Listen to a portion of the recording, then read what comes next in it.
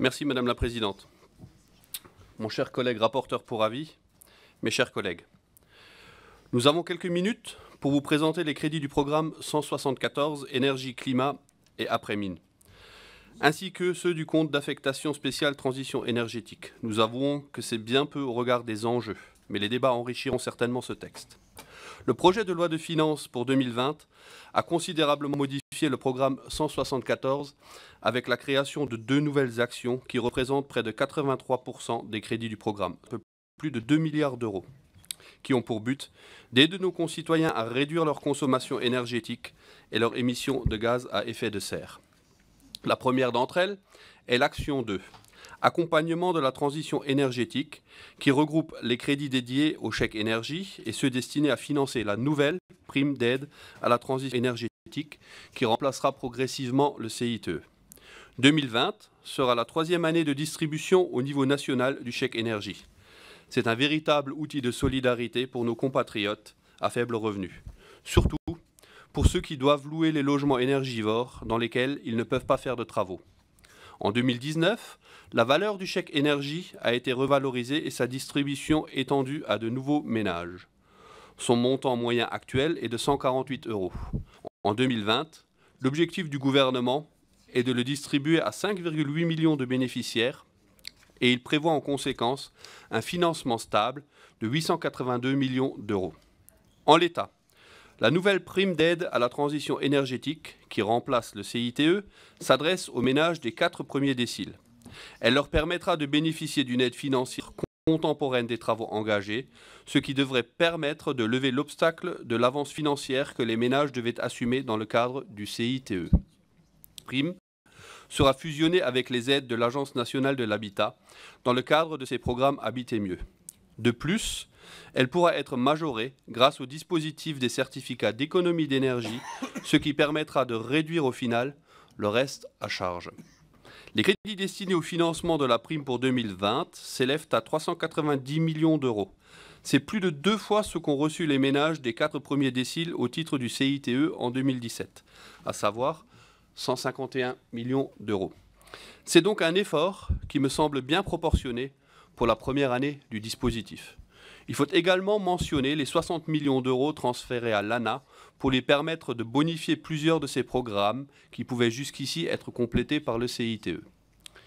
En tout, ce sont donc 450 millions d'euros qui sont consacrés au seul financement de la prime, auxquels s'ajouteront les aides de l'ANA.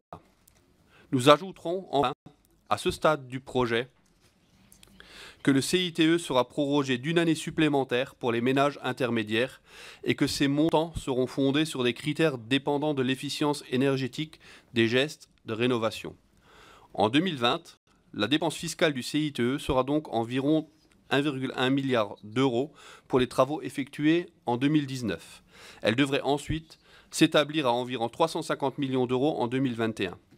En tant que rapporteur pour avis, nous soutenons pleinement le nouveau dispositif de la prime, car il permet d'accentuer l'effort de rénovation vers les ménages les plus modestes qui représentaient le maillon faible du CITE.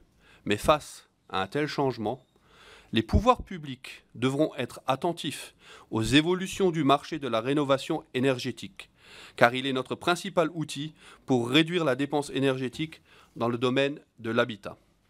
La seconde action créée en 2020 est l'action 3. Aide à l'acquisition de véhicules propres. Elle reprend la prime à la conversion des véhicules polluants qui avait déjà intégré le programme 174 l'année dernière et le bonus écologique automobile. 405 millions d'euros seront concentrés à la prime à la conversion, soit une baisse de 32% des crédits par rapport à 2019. Le nombre de primes devrait en effet baisser en 2020 en raison de nouveaux critères d'attribution entrés en vigueur au mois d'août qui sont plus exigeants d'un point de vue environnemental. Je rappelle toutefois que le doublement de la prime a été conservé pour les ménages les plus modestes et les gros rouleurs. Le bonus automobile disposera pour sa part de 395 millions d'euros. C'est une augmentation de presque 50% des crédits qui permettra de soutenir le développement du marché des véhicules électriques. Ces 2 aides vont dans le bon sens, car elles aident nos concitoyens à opter pour des véhicules plus vertueux à grande échelle. L'objectif fixé par le ministre de la Transition écologique et solidaire du million de véhicules polluants retirés du parc automobile à la fin du quinquennat est donc un objectif réaliste et atteignable.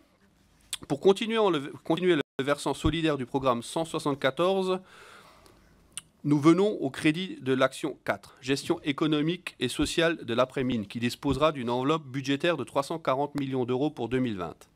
299 millions d'euros sont notamment consacrés au financement de l'ANGDM, l'Agence nationale de la garantie des droits des mineurs, qui assure le versement des prestations de logement et de chauffage à la population en diminution des anciens mineurs et de leurs ayants droit. La NGDM s'occupe aussi des prestations relevant de l'action sanitaire et sociale qui seront financées à hauteur de 21,6 millions d'euros en 2020 par un versement de la CANSSM. À l'occasion de nos auditions, nous avons pu constater que l'ANGDM rencontrait des difficultés de gestion pour ces deux missions.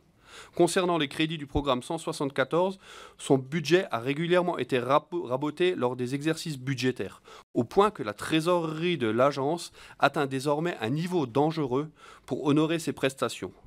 Du côté de l'action sanitaire et sociale, ces crédits sont insuffisants pour honorer des prestations indispensables à un public de plus en plus âgé. La diminution de 5% du nombre d'ayants droit n'étant pas compensée à cause et en raison du vieillissement de la population qui donc a des besoins supérieurs. Dans les deux cas, il est important que le gouvernement préserve les moyens d'action de l'agence.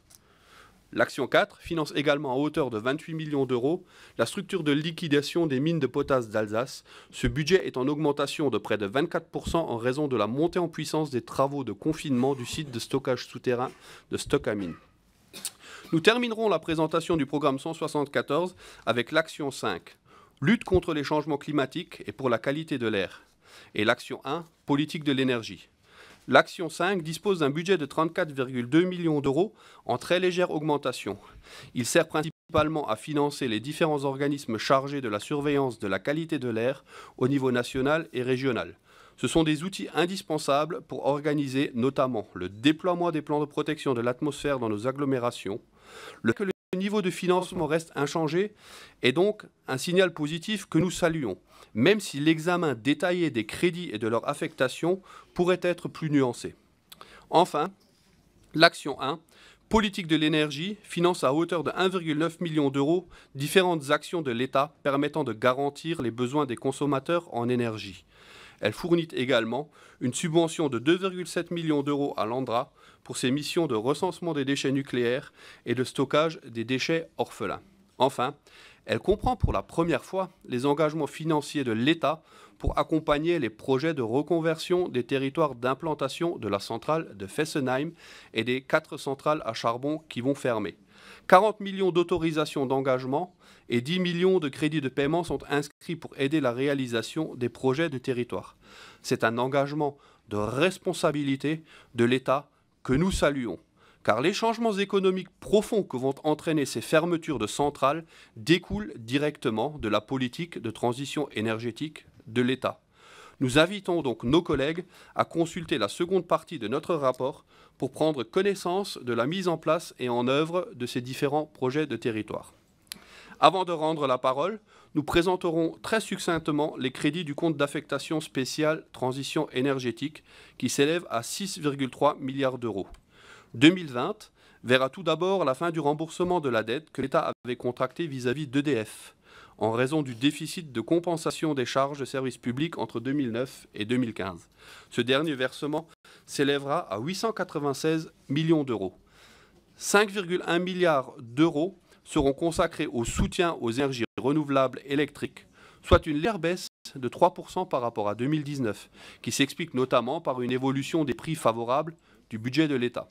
En revanche, le soutien à la filière du biogaz est renforcé, puisque son budget est en augmentation de plus de 88% pour atteindre près de 249 millions d'euros.